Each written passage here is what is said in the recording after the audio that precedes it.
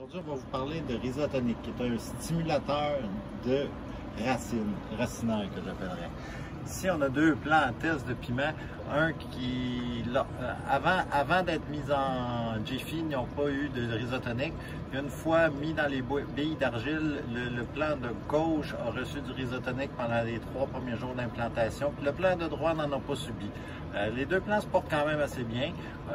On remarque que le Jiffy du plant de gauche est humidifié de par la structure racinaire. Je suspecte fortement une plus grande structure racinaire à gauche qu'à droite.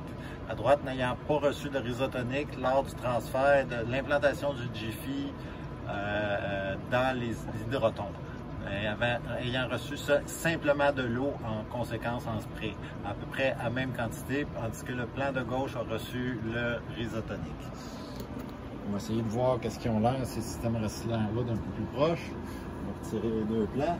Celui qui n'a pas eu le Rhizotonic, il a quand même un bon système racinaire. On remarque que le Jiffy est très sec. Donc, on suspecte qu'un système racinaire léger quand même, mais qui est en développement, qui fait son chemin pareil, puis qu'une fois qu'il a touché l'eau, va avoir une bonne différence probablement. Tandis que si je retire l'autre, pas vraiment la même chose. On voit que le système racinaire est pas mal plus développé. Si je peux les mettre un à côté de l'autre, ça sans tout briser. On a quand même une bonne différence qui est assez claire entre les deux systèmes racinaires. J'essaie de bien vous montrer, c'est pas évident. Voilà, sans le Rhizotonic et avec le Rhizotonic. Puis aussi, on pourrait remarquer que la plante, ayant reçu du Rhizotonic, s'étant implantée plus rapidement dans le système hydroponique, a développé un système racinaire qui est beaucoup plus performant, puis aussi une corolle qui est en avance. On pourrait presque dire qu'il y a quelques jours d'avance, 3, 4, 5 jours d'avance qu'on a gagné facilement sur le feuillage.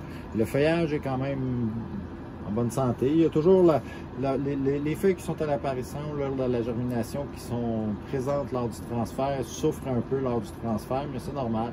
Puis on voit assez rapidement dans les jours après que la reprise reprend une fois que les racines ont touché l'eau en bas. Ici, comme la prise racinaire s'est faite beaucoup plus vite avec l'aide du Rhizotonic, en vaporisation à ce moment-ci, puis aussi, c'est vrai, il y en avait aussi dans le système pour celui-là, mais tant qu'il ne touchait pas à l'eau, il n'y avait pas contact. Donc à partir du moment où il touchait à l'eau, celui-là a pris vraiment beaucoup plus d'ampleur. On voit la différence. On a, je dirais, un gros set de feuilles de plus et demi. Donc, pour toutes ces bonnes raisons, je ne verrais pas pourquoi on s'embrasserait. Je n'utiliserai pas le Rhizotonic en pleine saison, nécessairement, mais lors de l'implantation racinaire, je peux dire que c'est assez simple. La qualité se prouve par elle-même. Je l'utilise à ce moment-là en version spray, comme ça. Donc je viens sprayer la plante, comme ça. Puis pour avoir fait égal à ce moment-là, au niveau des 3 premiers jours, je venais compenser ici avec l'autre plante avec de l'eau. C'était la seule différence technique entre les deux plantes. On voit quand même qu'il y a une bonne différence de pouce. Je dirais que 4 à 7 jours de différence de pouce. Merci beaucoup, Martin Desmarais, Assar, Agriculture hydroponique, sur Récollet. Bonne fin de journée.